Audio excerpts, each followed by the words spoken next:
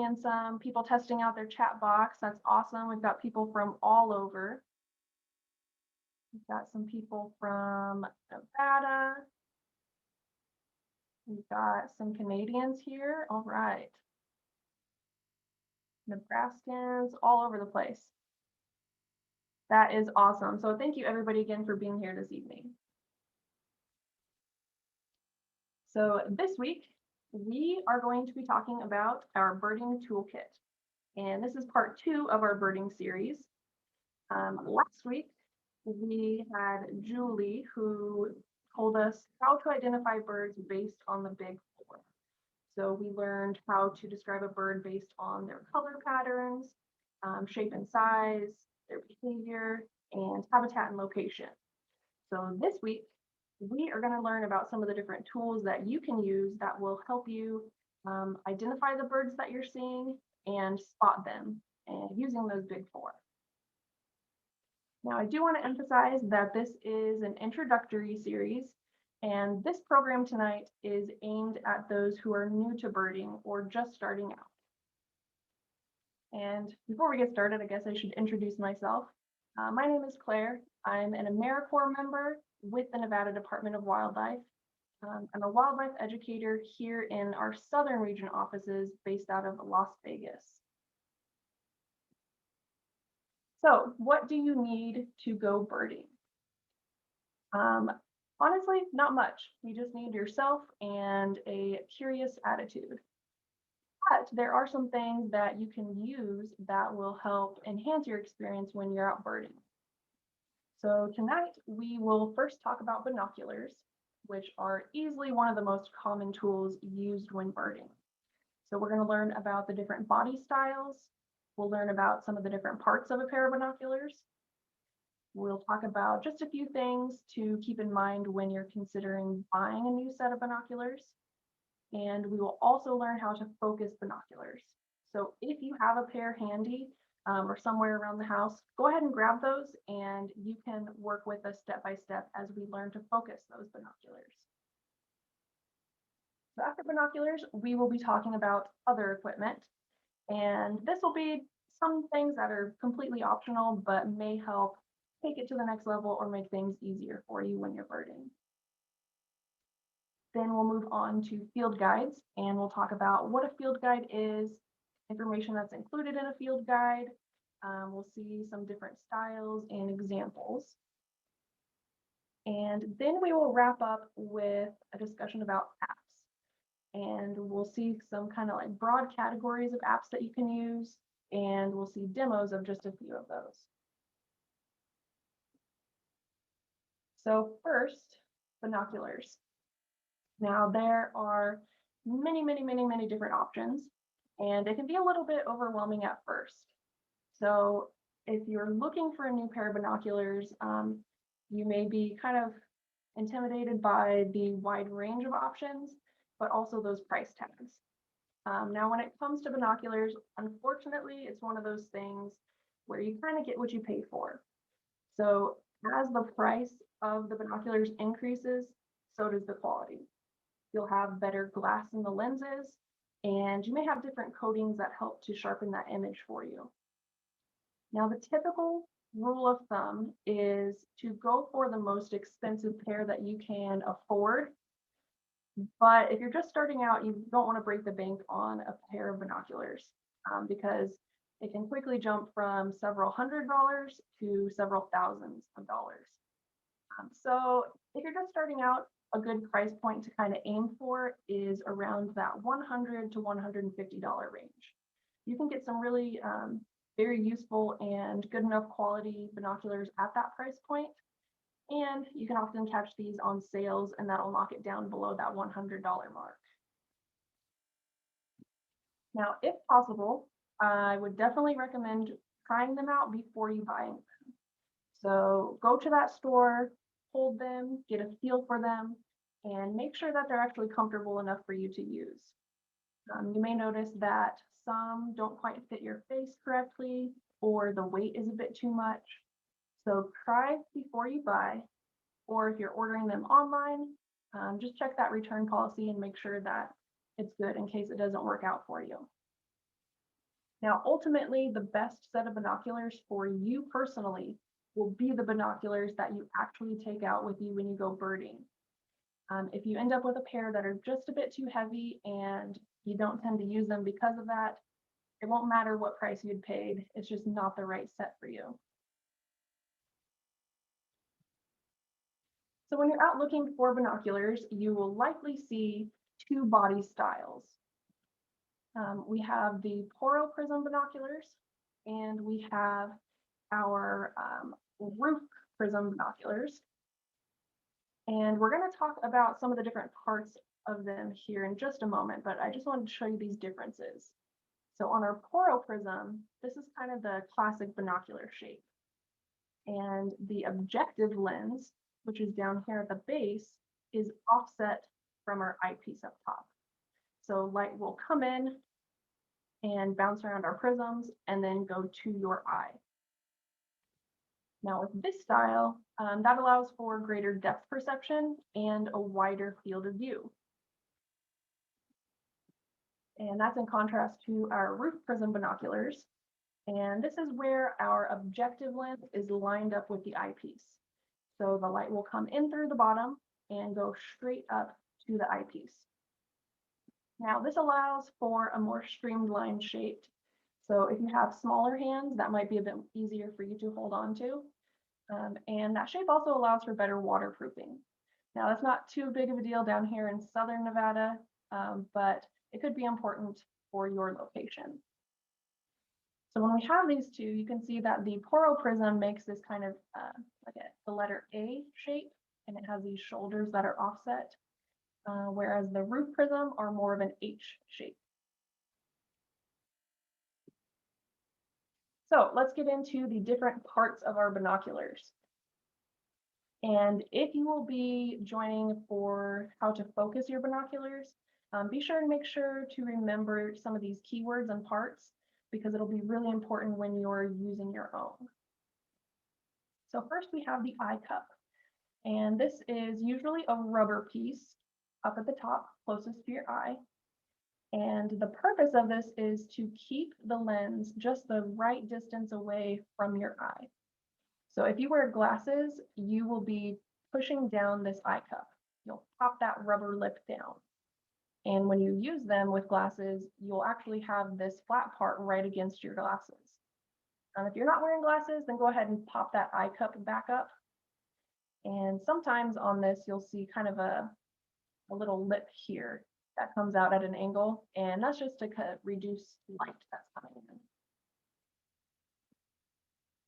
Next, we have our ocular lens, or the eyepiece, and that's kind of this main housing section up here. And just inside of here is that ocular lens. Next, we have our diopter adjustment, and sometimes you will find two, depending on your model of binoculars, but typically there's just one diopter adjustment. And this is an important piece for when you're trying to focus your binoculars. So if you've got them in front of you, take a look and see if you can identify that. And you can tell what it is because you might see this plus sign, 0, minus, or you'll see little tick marks. And that's a way for you to know that that's the diopter adjustment. And what this does is it accounts for the differences between your two eyes. It kind of helps fine tune that image. Next, we have our focus ring, or the focus wheel.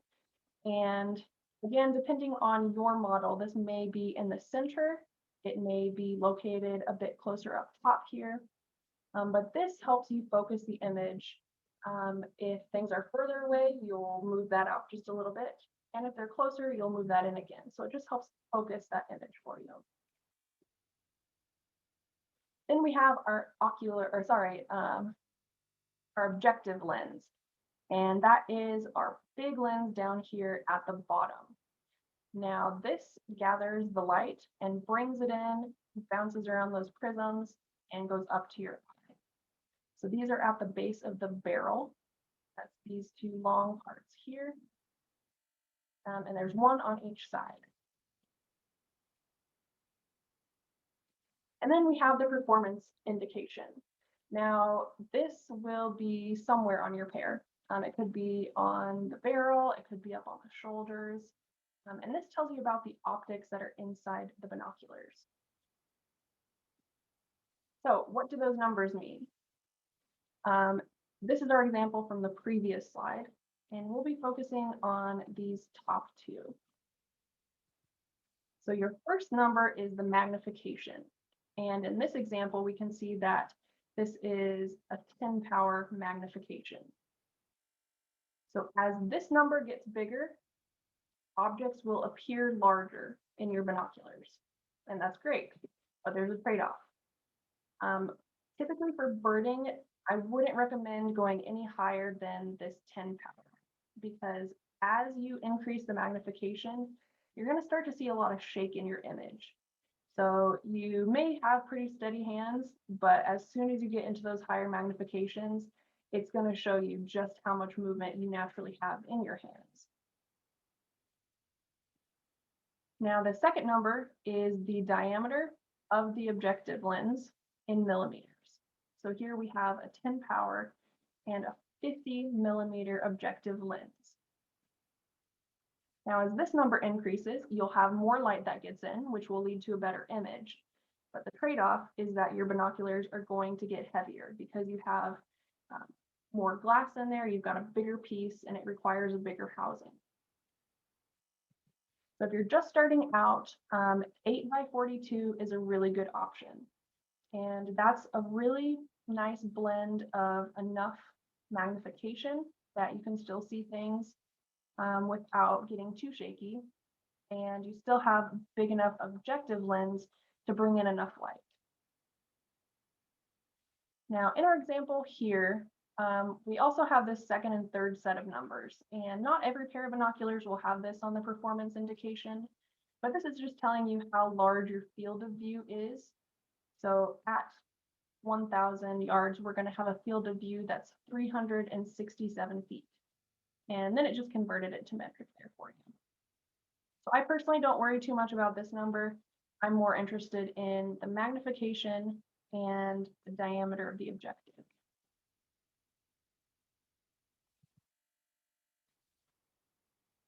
All right, so it is time to learn how to focus our binoculars. If you've got your pair handy, take just a moment to get familiar and try to identify that diopter adjustment. And remember, that was our plus, minus, and 0, or maybe a series of tick marks. And find your focus wheel. And I just want to start by saying that the instructions that we're going to use for this are for center focus models. So that means you've got the center focus wheel and one diopter adjustment. So find those two parts and we'll get started. So the first thing we want to do is to adjust the body. So pick an object that's middle distance, and if you're in a house, that might be a little bit difficult, but middle distance would be like the distance across the street. So you'll pick an object that's far enough away that you can actually see it with binoculars. And you'll bring it up to your eyes. And what you're going to do is move the two barrels. They kind of fold in and out like wings. And we want to try and get the two circles to line up and become one circle. So we're going to move the body and bring those in until we have just one image in the center. Now, once you've done that, we are going to work on our center focus. So take a look and find the side that has your diopter adjustment. And typically this is going to be on the right-hand side. So find that side and then cover the objective. You can either use your hand. I'm going to use my lens cap here. So now when I look through this, I can only see out of my left eye. So find that object in the distance, and you will use that center focus ring and adjust that until the image in your left eye is nice and sharp and clear. So you're going to use that center focus there in the middle until it's nice and clear. Now, once you feel comfortable with that, you are going to uncover that side that was covered, and we're going to cover the opposite side.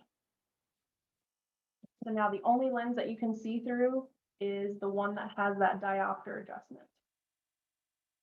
So now, finally, we're going to choose that same object in the distance, and you will fine tune by turning that diopter adjustment. And that's going to bring this eyepiece up and down very, very slightly. And that will account for the differences between your eyes. So turn that. And if you have the little tick marks, once it looks clear for you, you can take a look and see which tick marks did that for you. And you can remember that for future times that you're out birding, so you don't have to go through this process again. So after you have combined into one image, focused one side with the center focus, and then the other with the diopter, you're good to go. And you have focused binoculars. Now, if you were to hand these off to somebody that you're birding with, they will have to go through those steps to make sure that the binoculars are suited for their eyes. So once they're focused, all you have to adjust from then on is your center focus wheel. And remember, that's going to help you change from things that are far away to focusing in on things that are closer up.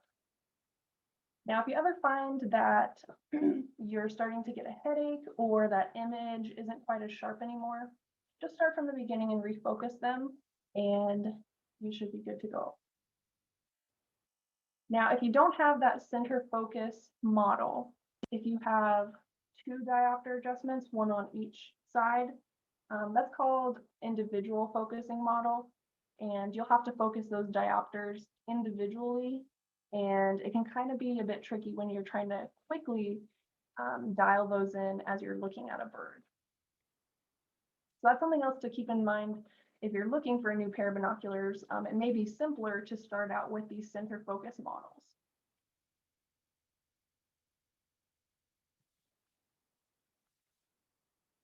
All right, so other equipment.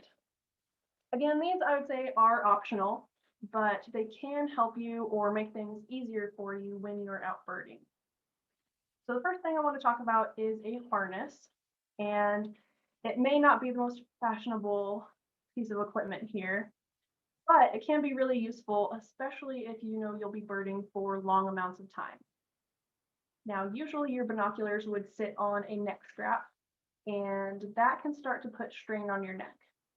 The harness will redistribute the weight of the binoculars across your chest and your shoulders and your back. And that way, it doesn't become quite so tiring to have your binoculars. I also find that on a neck strap, if I'm hiking, my binoculars start to swing around and bang against me, and that's really annoying. So this harness will help keep that closer to your body so that doesn't happen. And then when you're ready to look through them, you just bring them up to your face and they'll follow this strap up here and they're good to go. Next, we have binoculars and binocular attachments. And this is basically half a binocular. I'm not a wildlife photographer, and I'm not interested in investing the money to buy a camera and fancy lenses. But there are times when I would like to take a photo of birds that I've seen while out birding.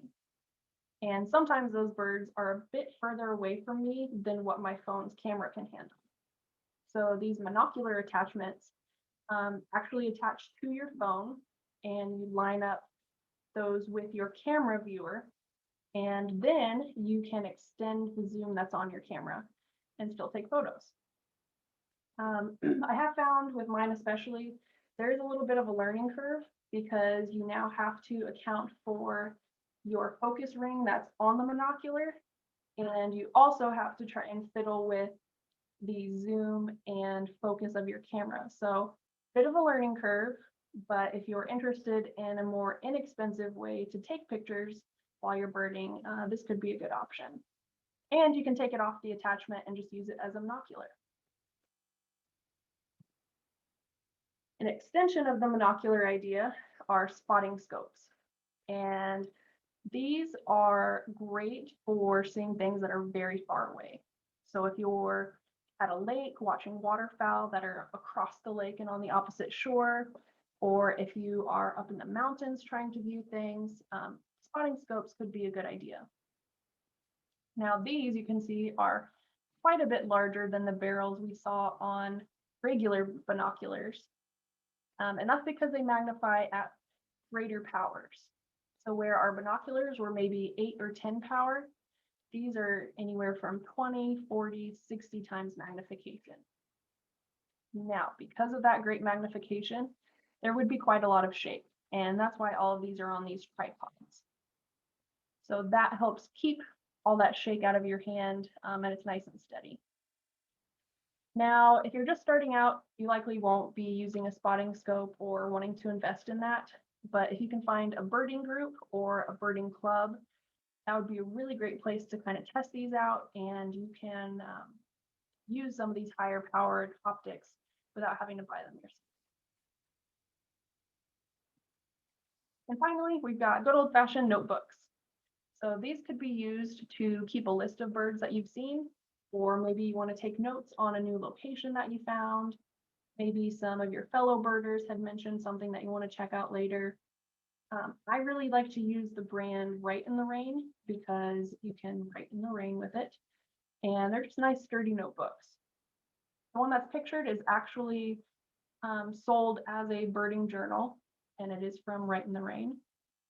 So they've left some space on the left-hand side for you to make a sketch of the birds you've seen or to tape a photo in. And then on the right-hand side, you've got plenty of space to take your notes. So if you're somebody who's very tactile and you like to have these kinds of things with you out in the field, a notebook is always going to work for you. But there are apps where if you'd like to switch to the more technological side, you can do that.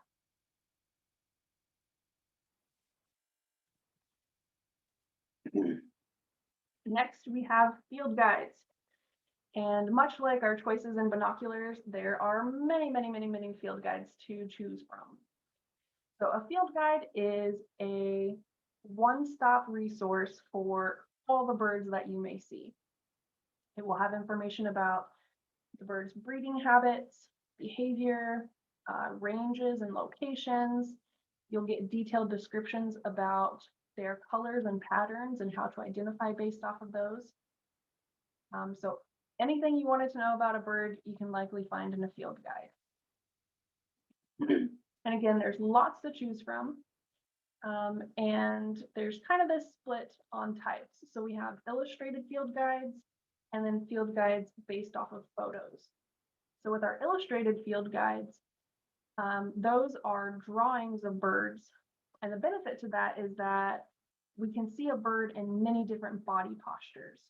And that's important because with a photo, you may only have a few photos that are caught from flying or perching, but those illustrations allow us to see the bird in ways that we might not be able to capture in a photo as well. Now, usually your field guide will be grouped taxonomically, and that means that these birds are sorted based on how related they are to each other. So you'll have your waterfowl group together. They would be further away from the raptors and say like the perching birds. But not all field guides are separated out that way. Sometimes you'll see them separated out by the main color of the bird. Typically that will be for field guides that are smaller. So if you have one that's specific to just Nevada, you might see it broken down by color. Because if we took this book here of every single bird in North America and organized it by main color, you would never find anything. It would be such a pain to try and organize it that way. So get to know your field guide. This is going to sound odd, but my biggest recommendation is to actually take the time to sit down and read your field guide. Look at the beginning. It'll give you a kind of how-to on how to use it and see how they've categorized those birds. Because when you're out in the field and you really need it, you don't want to be flipping through all these pages blindly, hoping that you'll see the picture of the bird that you just saw. So get to know those different categories. Typically it's like waterfowl and perching birds, raptors. So that way you can more easily flip to the correct section. From there, maybe after reading your book, you've noticed certain birds will be found in your area. So you're more likely to go to those and use it when you need it. So here on the left, we have the two kind of like classic birding field guides. These are both illustrated and they include all the birds in North America. Both of these have versions that are more localized. So you'll have like birds of the Western United States, birds of the Eastern United States. But then we also have ones that are more localized.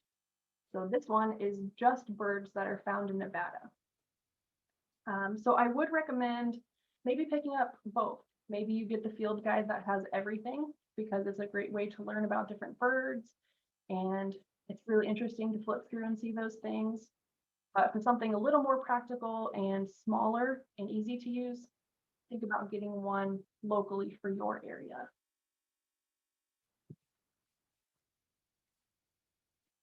So this is what a field guide looks like. And we can see here, it gives you the species up at the top.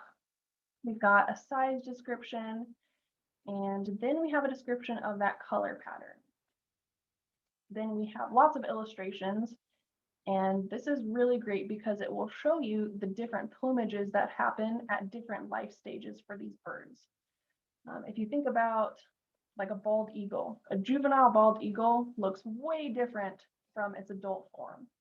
So it's really great to see these different color patterns as the birds age. This field guide also includes a description of the vocalization that the bird makes, and we have our range maps. So there's a lot of information here. And again, that's why I recommend that you get really familiar with your field guide so that it's not quite so overwhelming to flip through it. So let's say that I was out birding and I saw a small, fast bird that was perching. And I know that my perching birds are typically grouped together. So I know generally what section of my field guide to go to. And I remembered seeing quite a bit of yellow on it. So I flipped through and I found my warblers, which are often colorful and yellow for you, but it was moving really fast. So I knew it had some yellow and darker wings, but I wasn't able to see the fine details on this to try and tease out which species it really was. So I'm kind of stuck between the pine warbler and the blackpoll warbler. Using the range portion of the field guide can be really, really crucial in helping tease out what species you have. So if I look down here at the range maps between these two, I can see that the pine warbler isn't even found in Nevada. This isn't a bird that comes this far west typically. So I can pretty safely assume I can just cross that one off. And I'm more confident that my ID on this bird is the blackpoll warbler. So that's kind of how you could use your field guide. But if you don't want to carry around a physical copy of something, there are apps that you can use. Now, just like binoculars and like our field guides, there are tons and tons and tons and tons of different apps that you can use. I have broadly categorized these into 3 different categories. And these are not hard and fast categories. There's a lot of overlap between them. And as these apps are continued to be developed, you'll see more and more features that kind of blur the lines here. So I'm going to mention some apps. These are all free apps. And then we'll kind of talk about certain ones in each category.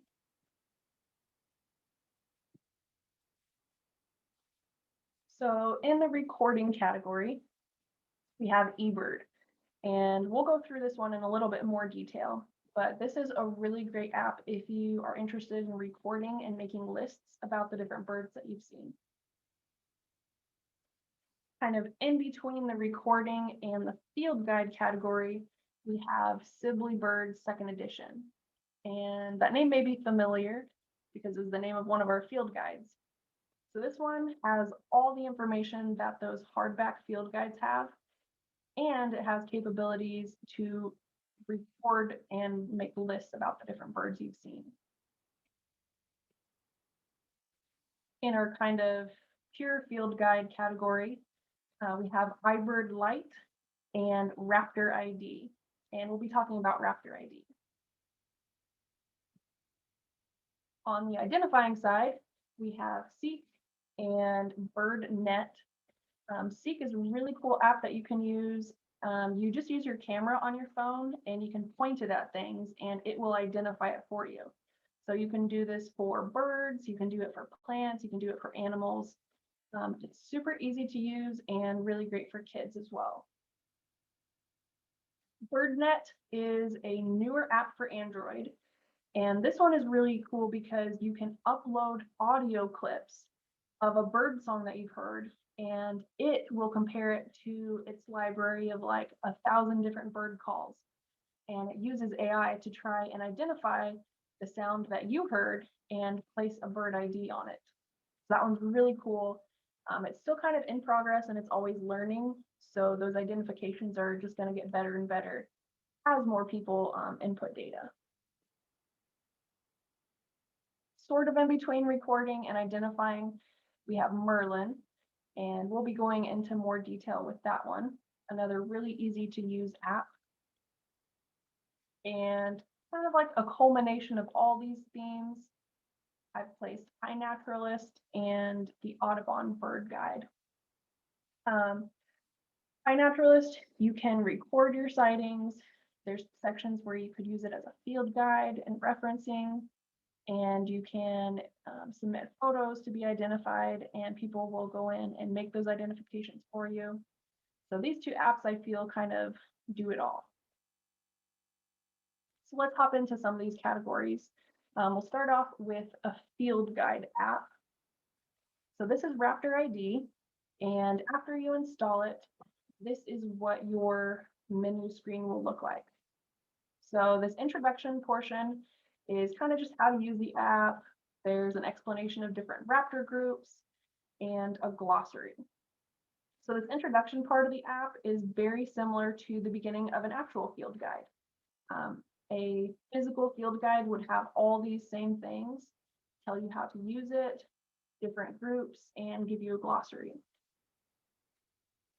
This next portion, the browse species part, would be the bulk of a physical field guide. So this gives you a full list of those species. It has pictures, videos, lots of different things for you to go in and explore. And then finally, we have the About Us section, and that's just info about the app creators.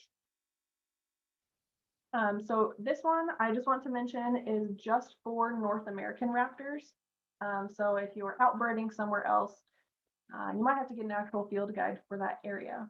But if you're here in the United States, Canada, through Mexico, this will be a really useful field guide app if you're interested in raptors. So let's browse through this. We're going to go ahead and tap on Browse Species, and that's going to bring you this big list. And we can see that these birds are separated further into categories. So we have our kites and our accipiters, our bootios. So just like with our regular field guide, get to know these different categories and how they're spread out. And that will really help you when you're using field guides. So we'll go ahead and choose the Cooper's hawk here. And it brings up this little profile for the species. And you can see all these different things that we can click through. We'll go ahead and take a look at images. And what I really like about this app is you get nice clear photos, not only of these birds perching, but also of them in flight. And with raptors, that is crucial because a lot of the time we only see them when they're out flying. This app also breaks it down by life stage. So we can see these different birds as juveniles, after their first and second molts, as adults. And it will also show you images of similar species. So you can see those side by side and kind of figure out which one you're actually looking at. Within the video section, There's videos of these different birds in flight, and a lot of the videos are commentated. So, like I said, it can be really difficult to identify raptors when they're flying because we've got this really bright sky. We can't see a lot of these markings on the wings or on the tails that we need, but they do have distinctive flight patterns and different ways that they move as they're flying. So the video section of this app will give you videos of them in flight and also explain what you're seeing.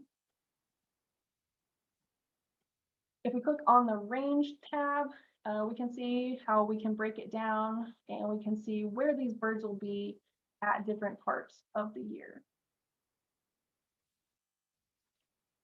So this is a really good app, kind of in that field guide category. At this time, you can't use the app. You can't use the app's information to identify it. It's not going to do it for you, but it's a nice way to just have this kind of guide in your pocket. Moving on to our next category. This one I place in our recording category, and this is ebird. And ebird is an excellent tool. There's both an app and a website. The app is used to create and maintain lists of birds that you've seen. So in birding, a life list is literally a list of every single bird that you've ever seen in your life. And if you don't want to do that on paper, there's an app for that. So when you first install ebird, it's going to ask you to install a bird pack. And this is just a list of birds that are likely to be found in your region. So that way you don't have options for every single bird found in the entire world when you're trying to make up your lists. So you can go with their suggestions. It's based off of location, or if you know you'll be traveling somewhere and you want to check out the birds there, you can install that area's bird pack. So after installing the bird pack, this is where it will take you. So on our main screen, you just go to Start Checklist. And based on your location, let's say I went to the park near my house, it's going to bring up a list of birds that it thinks are likely to be found in your area. And if you see that bird, you just have to tap that little plus icon. And if you see a lot of that bird, you can hit that icon a lot and it will keep tallying that for you. Now, if you see something where you know the name, but you don't feel like scrolling through all of this, you can just type it up here with the number that you saw, and it will add it in for you. And that's it. That's all you have to do to maintain your list. So once you're done on that birding trip, you'll hit stop, and it will give you this little summary here. So it'll ask you if you were with any other people. It'll tell you how long you spent. And then it's going to ask you if you are submitting a complete list. So if you feel confident about the identification of the birds that you saw on that trip, you can go ahead and hit yes. If there were some that maybe you want to check on that, just double check your ID on that, you could hit no, and it'll kind of save it in this pending area that you can go back and change later. Then it'll give you a summary, and your list is complete. So we'll pop back to that main screen, and I want to show you just a few of the menu options on the bottom here. So if you go to the checklists tab, we had been working under this submit tab. If you go to checklists, this is where if you had submitted an incomplete list, it would be right here. And that's still waiting for your final answer to say, yeah, I feel confident about all these. Here you can take a look at previous lists that you've already submitted. And if you go to the Explore tab, you can see what other birders have seen in your area. And I really like this part of it as well, because if there's a certain bird that you want to see, you can set up an alert for it. And it will let you know if that bird has been spotted by other people in your area. And finally, we have the My eBird tab, and this just gives you a breakdown of the number of species that you've seen that year, and it'll break it down by month for you.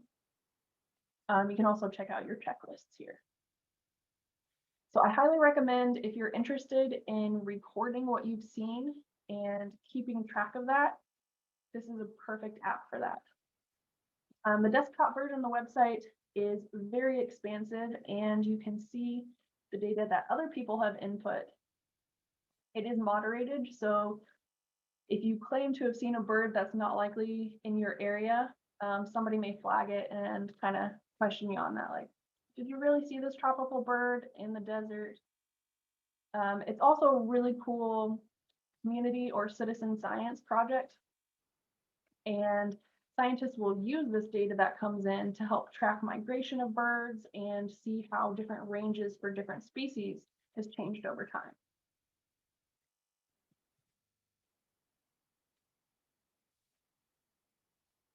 So moving into our final category, the identification category, we have Merlin. And Merlin is created by the Cornell Lab of Ornithology, who also produced the eBird app. So we'll see how those two kind of tie together here in just a bit. But this is a really cool tool if you want to identify a bird that you have seen. So just like eBird, you will need to install a bird pack for your region. And once you've got that installed, you'll see this screen. So if you wanted to submit a photo, you can do that here, or we can just answer 5 really easy questions and use this option here. So let's say we were out at our local pond and we saw this bird. So you're likely familiar with it, but we're gonna use this as our practice run here. So the first thing you wanna do is think about those big 4. So I'm gonna start with color pattern. And when I look at this bird, I see lots of green, brown, I see some blues.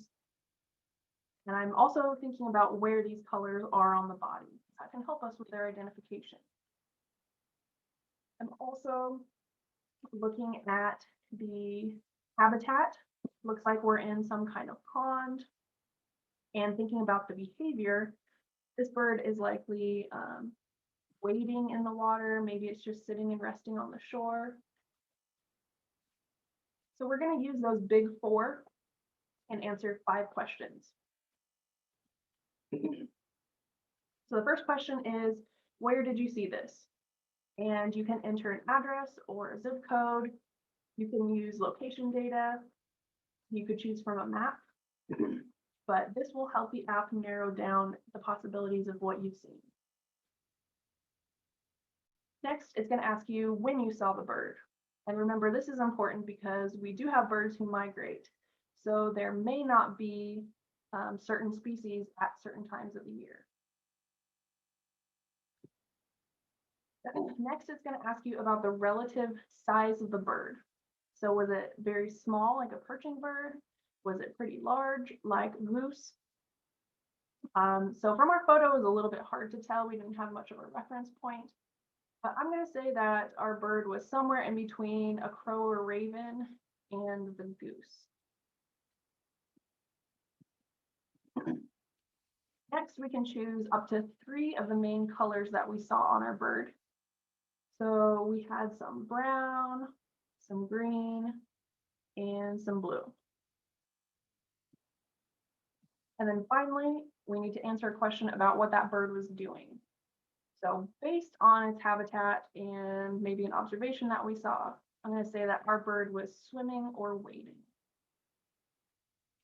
So you just have to answer these 5 questions about your bird, and then it will bring up a list of possibilities based on your answers.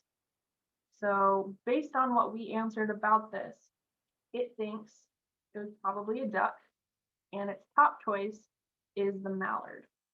So you can go ahead and tap on this and it will bring up kind of like a species profile for it. You can scroll through and see really great photos. It will show you males versus females. It has some other identifying information so that you can have more resources to feel confident about what that bird was. I do agree that this bird that we saw was a mallard. So I'll say this is my bird. And then it's going to ask if you want to report this with ebird. So remember, these two apps are from the same creators, but they're not fully integrated. So if you were to say, take me to ebird, it would take you to the previous app that we just demoed, and you'll create a list for it. If you don't care too much about that, you just wanted the ID on it, you can just save it with Merlin. So for our instance, I'm going to say save with Merlin. And our sighting has been saved, and we're good to go. So we figured out what our bird was just by answering those 5 questions. Now, if I were to log into my ebird account, I would get this notification because I had chosen to save my observation with Merlin. So it says, hey, you had a Merlin observation. We'll go ahead and count it on your ebird life list, but it's not going to be used in our official data sets. So if we wanted ebird to include it in these official data sets, then we need to save it with ebird. Otherwise, it's just going to do it for our life list. So there's not complete integration between these two apps at this time, but hopefully in the future, it'll be a bit more seamless to kind of tie those together. So those were our main categories. I mentioned that iNaturalist is kind of this everything app. I don't have time to go through it tonight, but I do recommend that you check this out. There's both the app and the website. So here we can see you can make observations, you can submit photos, and it will make its best guess as to what that could be. So you could use this app to identify things. It will create lists and shows you all the observations that you have made. And then you can go on and see what observations other people have made. So this is a really, really extensive resource. I love to use it both for birding, but also you can use it for mammals and reptiles, plants, invertebrates, fungi. There's just a lot that you can do with this. So I recommend checking this out. And I recommend maybe choosing 1 or 2 apps that you feel like you could really get to know and use regularly, and just go out and explore with them. So if you'd like to learn more, we do have some resources to recommend. A while back, Julie had made a webinar called Exploring Your Backyard with Technology. And this is on Endow's YouTube page.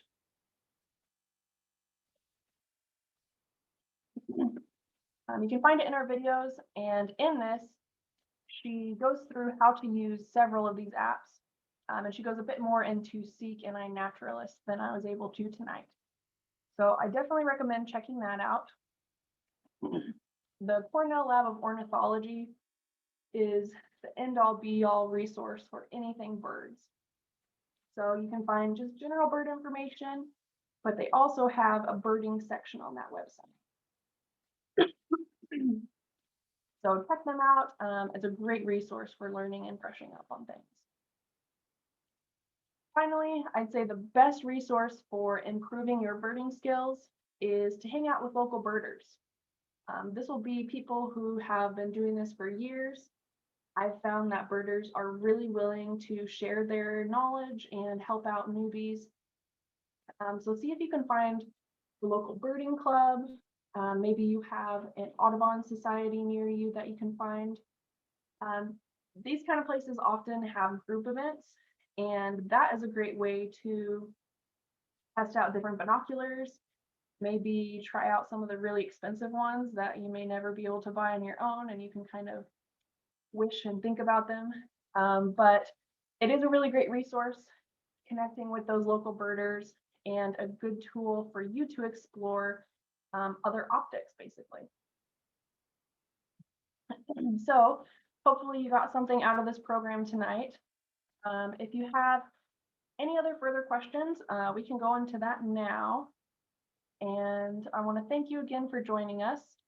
I'm going to go ahead and take a look at our question and answer box. It looks like right now we're all caught up on questions. But if you think of any more, just pop those into the Q&A box. So I see moderators have put in some of the links to the different websites that I had mentioned. We've got a link to our YouTube page to see those other ones. Awesome. So there will be a survey at the end, and I encourage you all to take that survey. It helps us improve our programs. And I want to encourage you to go out and embrace the outdoors. You can use some of these things that we learned about as part of your birding toolkit. And if you think of any more questions, feel free to email me. I can get that answered for you. I'll keep it open for just a little bit longer for any lingering questions in the Q&A. Oh, that is a very good question. So when is the next session in the series? The next part of our birding series will be in 2 weeks.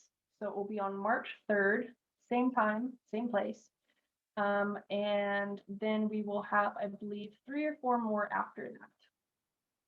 So next week is our Urban Wildlife Week, and we're going to take a break from the birding series, but the following week, March 3rd, we'll be back at it again. Good question. All right, well, if you think of anything else, just shoot me an email. And again, thank you so much for joining us, and we will see you next time.